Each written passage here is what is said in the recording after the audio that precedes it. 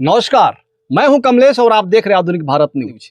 दोस्तों, आजकल जिस प्रकार से हमारे देश और प्रदेश में जाति और धर्म के नाम पर लोगों को लड़ाया जा रहा है, युवाओं को शिक्षा के क्षेत्र से गुमराह करके उन्हें आर्थिक और मानसिक रूप से गुलाम बनाया जा रहा है, ऐसे दौर में सामाजिक न्याय महाकुंभ का आयोजन करा करके शोषित वंचित समाज और युवाओं को इस दलदल से बाहर निकालने के लिए मुहिम छेड़ने वाले इलाहाबाद उच्च न्यायालय के चर्चित अधिवक्ता और वाराणसी खंड स्नातक के एमएलसी पद के प्रत्याशी और भाई अरुण चंचल जी का यह बयान हम सभी को सुनना चाहिए, और सुनना ही नहीं चाहिए बल्कि सुन करके इस पे विचार भी करना चाहिए। आवश्यकता है कि जो ये सम्मेलन हो रहे हैं, इस तरह के सम्मेलन लगातार होते रहे, लोगों के बीच बात पहुंचती रहे।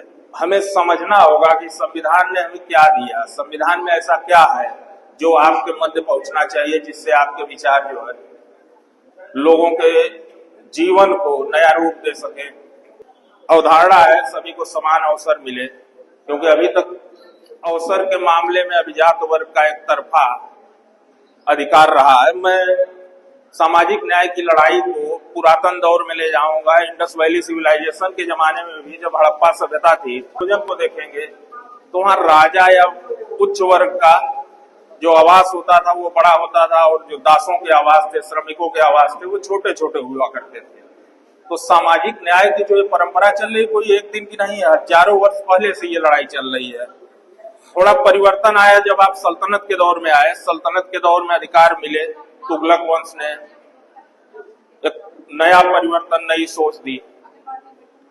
जैसे ही आप मुगलों के दौर में, चूंकि मुगलों की बात इसलिए मैंने की कि इस समय चर्चा का बिंदु बना हुआ है अकबर और औरंगजेब।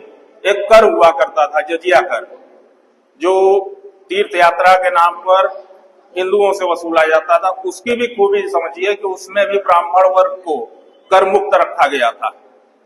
ये उसकी सबसे बड़ी खास। फिर मॉडर्न इंडिया में भी काफी परिवर्तन हुए, काफी चेंजिंग हुई। कॉन्स्टिट्यूशन बना, आपके मूल अधिकार, नीति निर्देशक तत्व चीजें आई। पंचायती राज आया, जिसने महिलाओं को एक तरफा जो है आरक्षण देकर के अधिकार दिया, समाज में उनको उठने बैठने बोलने का हक दिया।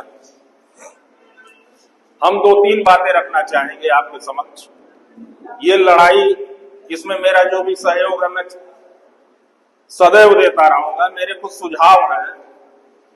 इस समाज को शिक्षा की बड़ी आवश्यकता है।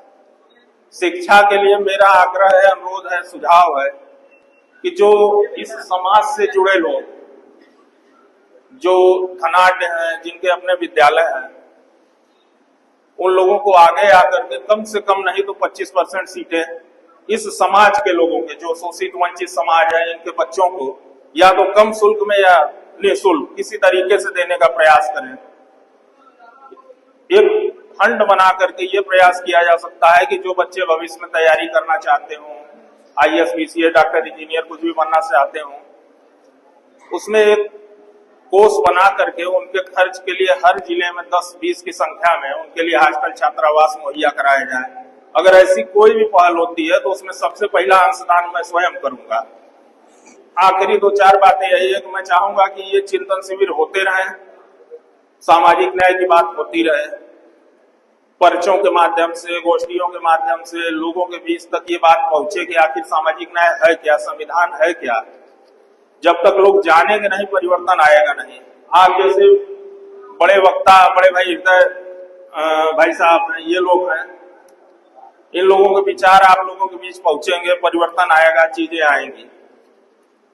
तो मेरा जो सुझाव था वो आपके समक्ष था, मेरी बात जो थी वो आपके समक्ष थी।